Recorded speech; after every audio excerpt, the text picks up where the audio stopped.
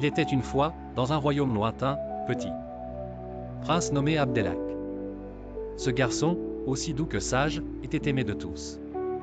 Il portait dans son cœur les leçons d'amour et de bienveillance que lui avait transmises sa mère, la reine Marie. Celle-ci, femme douce et pleine de tendresse, avait élevé Abdelak avec un seul objectif, qu'il devienne un roi juste et fort, capable de protéger son peuple et de répandre l'amour dans le royaume. Chaque soir, elle lui racontait des histoires de rois valeureux et de chevaliers héroïques qui triomphaient des créatures les plus terribles. Abdelak, inspiré par ces récits, nourrissait de grands rêves pour son avenir. Mais une ombre planait sur le royaume. Dans des temps anciens, les ancêtres de Marie avaient vaincu une sorcière redoutable, mi-femme, mi-serpent, nommée Lamia. Depuis, la sorcière n'avait cessé de ruminer sa vengeance. Un jour, alors qu'Abdelak fêtait son 11e anniversaire, Lamia revint, bien décidée à détruire la reine et son fils. Usant de ses pouvoirs maléfiques, Lamia prit possession du corps de Marie. La reine, jadis si douce, se transforma en une femme cruelle et froide, semant la terreur dans le palais. Elle oublia son amour pour Abdelak et se laissa emporter par la haine. Le peuple, autrefois en paix, sombra dans la peur.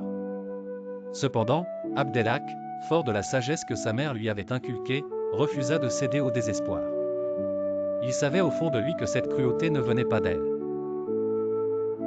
Leur lien, gravé dans son cœur, était plus fort que le maléfice.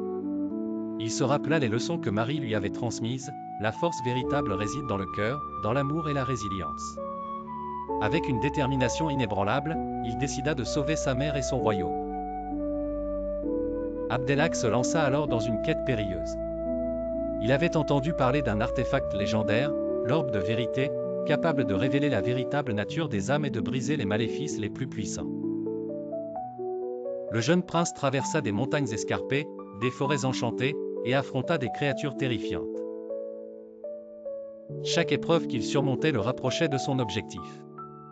Ses souvenirs de Marie, de sa douceur et de ses enseignements, lui donnaient la force d'avancer. Après de longues semaines, il atteignit enfin le temple où l'orbe de vérité était gardé. Le gardien de l'orbe, un esprit ancien, posa une ultime question à Abdelak, « Es-tu prêt à tout sacrifier pour sauver ta mère et ton royaume ?» Abdelak répondit sans hésiter, « Je donnerai tout ce que j'ai, car l'amour que je porte à ma mère et à mon peuple est plus fort que tout. » Impressionné par son dévouement, le gardien lui remit l'orbe. De retour au palais, Abdelak trouva sa mère, toujours sous l'emprise de Lamia, sur le trône, entourée de ténèbres. Il s'approcha d'elle, tenant fermement l'orbe de vérité.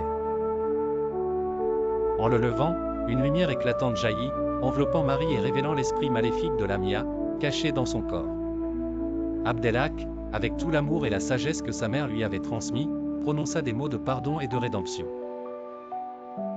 La lumière de l'orbe devint de plus en plus intense, jusqu'à ce que Lamia soit finalement expulsée, condamnée à errer à jamais dans les ténèbres. Marie, libérée, tomba dans les bras de son fils, les larmes aux yeux. « Mon fils, tu as sauvé non seulement mon âme, mais aussi notre royaume. Tu es vraiment prêt à devenir le roi que tu es destiné à être. » Ensemble, ils rétablirent la paix et la prospérité dans le royaume. Abdelak devint un roi sage et bienveillant, guidé par l'amour et la sagesse que sa mère lui avait toujours prodigués.